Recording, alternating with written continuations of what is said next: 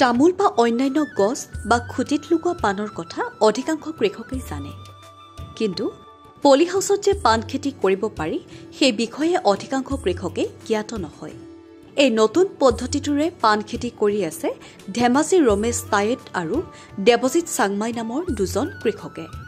এই পাণখিনি কৃষক দেৱজিৎ চাংমায়ে পলি হাউচত কৰা পাণৰ খেতি। এই পাণখিনিৰ বয়স 4 মাহ। আপোনালোকে দেখিবলৈ পাইছে যে 4 মাহতে পাণবোৰ কেনেকৈ লহপহকৈ বাঢ়ি আহিছে।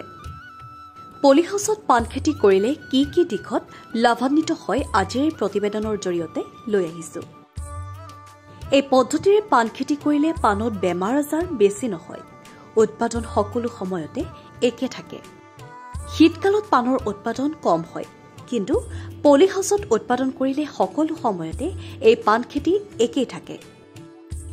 এই পদ্ধতিৰে কৰা পাণ খেতিত প্ৰথম অৱস্থাত খৰচ যথেষ্ট পৰিমাণে হয়, কিন্তু পৰৱৰ্তী সময়ত বিশেষ খৰচ নকৰাকৈয়ে বিশেষ পৰিশ্ৰম নকৰাকৈ পলি হাউচত কৰা পাণ খেতিৰ পৰা কৃষকসকলে উপাৰ্জন কৰি থাকিব পাৰিব। কোনো বেমাৰ আজাৰ নহলে 20 পৰা 30 বছৰতকৈও অধিক সময় কৃষকসকলে উপাৰ্জন কৰি থাকিব পাৰে এই পাণ খেতিৰ পৰা। পংকজ খনিকৰৰ ৰিপৰ্ট, অংকুৰিত অসম।